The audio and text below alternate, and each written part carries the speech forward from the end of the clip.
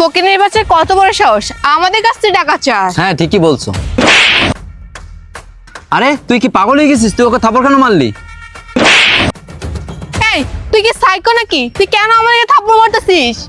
আরে ভাই কি এমন অন্যায় করেছি আমরা দুজন যে আমাদেরকে থাপড় মারতেছেন বলেন তো?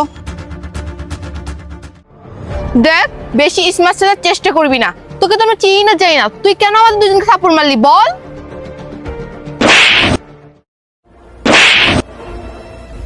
তুই কিন্তু গায়ের জোর দেখাতেছস, আমারও কিন্তু গায়ের জোর আছে, তোকেও কিন্তু একটা থাপড় আমি মারতে পারি। চুপচাপ আমার মায়ের খাইতে থাক, কোনো কথা বলবি না। আর যদি আমার গায়ে তোরা হাত তুলস না তাহলে তোদের দুজনের এমন অবস্থা হবে তোরা টেরও পাবি না।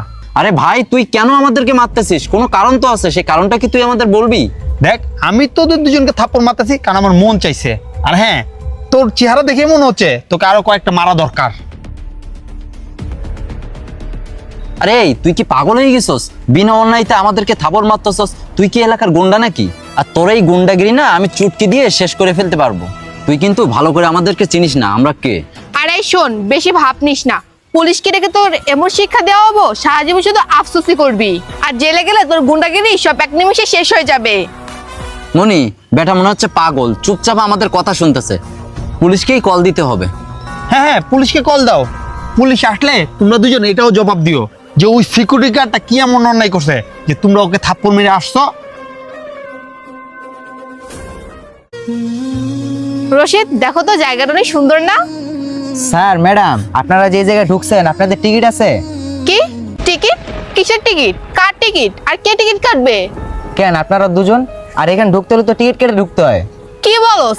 আমরা এখানে টিকিট কেটে ঢুকবো? হ্যাঁ এই জায়গায় তো সবাই টিকিট কেটে ঢুকে, আর আমি তো আপনাদের কাছে টিকিটই চাচ্ছি, কোনো তো ভিক্ষা চাচ্ছি না এই জায়গায়। এই ফকিন্নির বাচ্চা, তুই আমাদেরকে চিনোস আমরা কে? তোর 1 মিনিটে তোর চাকরিটা আমরা খেয়ে দিতে পারবো। এই আমার কথা তুই মাথার ভিতর ঢুকিয়ে রাখ। আমার বড় ভাই এই এলাকার নামি দামি একজন লোক, আমি যদি একটা ফোন দিই না 1 মিনিটে তোকে এখান থেকে তুলে নিয়ে যাবে। তারপর তোকে এমন মারবো চাকরি তো আর থাকবে না, রাস্তায় তোকে ভিক্ষা করে খেতে হবে। এই যে ফকিন্নির বাচ্চা যে কোথা থেকে আসে আমাদের কাছে টিকিট চায়। রশিদ চল তো ওইদিকে।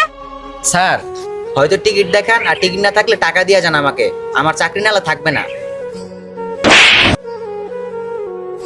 এই ফকিন্নির বাচ্চা তোকে এত বড় সাহস কে দিছে? তোর এই নোংরা শুনে তোমার ফ্রেন্ডের গায়ে হাত দিছস? তুই কত ধরে গোসল করছিস তাও তো জানি না। আর তোর ড্রেসআপের কি অবস্থা? ছি, তোর শরীরটা দুর্গন্ধ আসতেছে। আরে থাক বাদ দে, ফকিন্নির বাচ্চার আর কি বলবি, ও তো বুঝতে পারিনি। ঠিক আছে চল। আরে সিকিউরিটি গার্ডের বাচ্চা, আমাদের চেহারাটা মনে রাখিস, নেক্সট টাইম টিকিট চাইস না।